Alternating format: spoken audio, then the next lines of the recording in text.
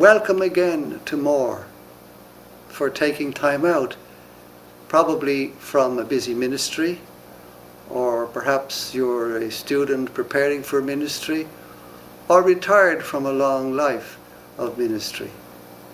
Taking time out to pay attention to more, to find out what's going on in the society is of great value for all of us. The more people and the more interest there is, the more life the society will have.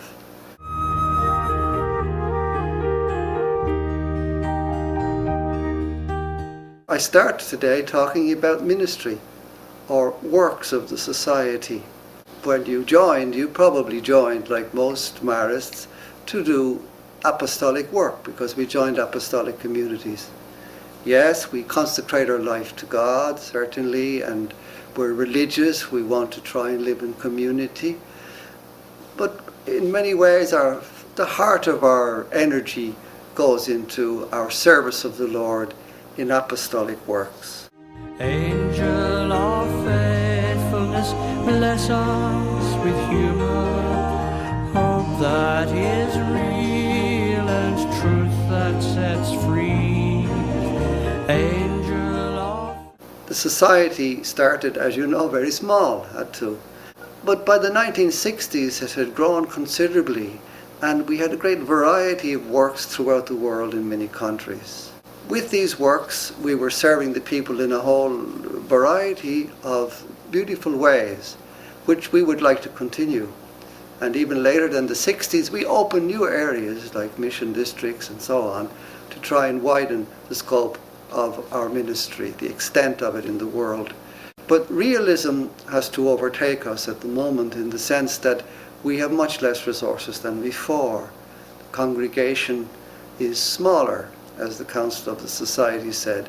We need to be more focused, as the same Council asked us, and courageous and international. And this takes us, in fact, to the bringing into reality of two numbers from the General Chapter of 2009. The first one, which I'll read, is about the prioritization of ministries. It says in number 12, each province, the district, through its major superior and council, will review and prioritize ministries through a process provided by the general administration. The focus of this review is to enable flexibility and availability of resources, both locally and internationally, for the good of the mission of the whole society. The society still has energy for mission in so many parts of the world. The society wants to have that fire to do the mission according to the mind of Father Colin, to serve the people of God in different ways. But unfortunately, we have to make choices now about what we can continue and what we cannot. In many ways, this can be a blessing because it can enable us to focus more clearly on what we want to do.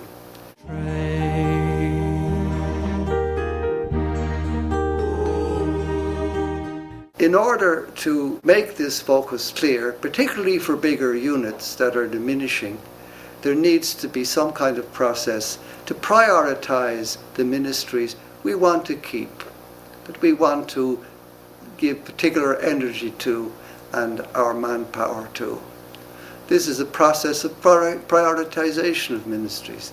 It doesn't mean other ministries are not important or they may not continue, but it does mean that at least we have some plan about we know where we're going. And these ministries can be tested, in a sense, in the choice by the criteria of our constitutions and by some of the recommendations of the Council of the Society.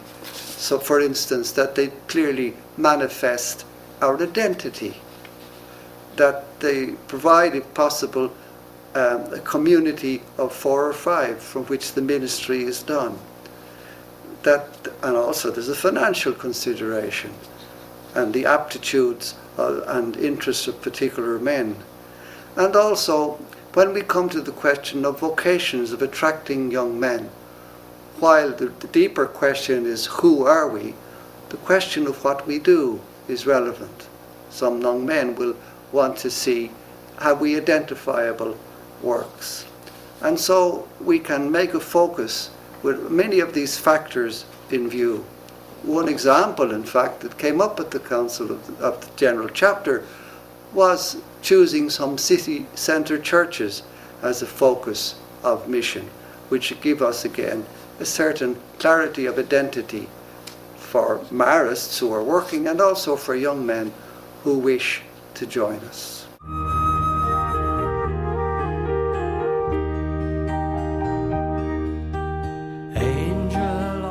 Another element that's related to this, but different, or almost a further development of it, is a number from the General Chapter SD 55.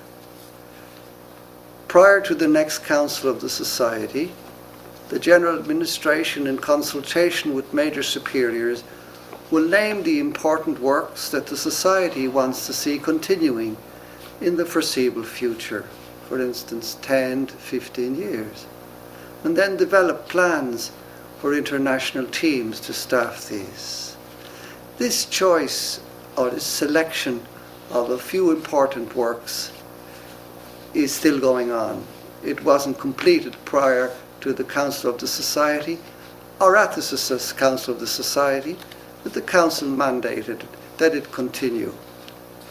At the moment, the General Administration is working with the major superiors on a process to do this.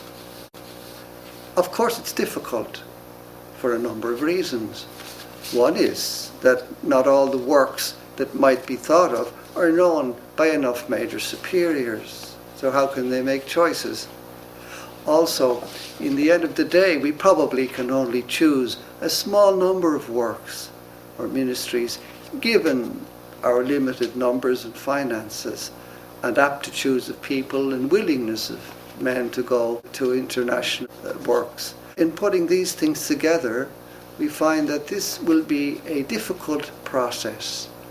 However, it will bear fruit because in the end of the day, we will know some important international works that are important for the whole society in a particular way, and they can be a certain focus also for our ministry at local and international level.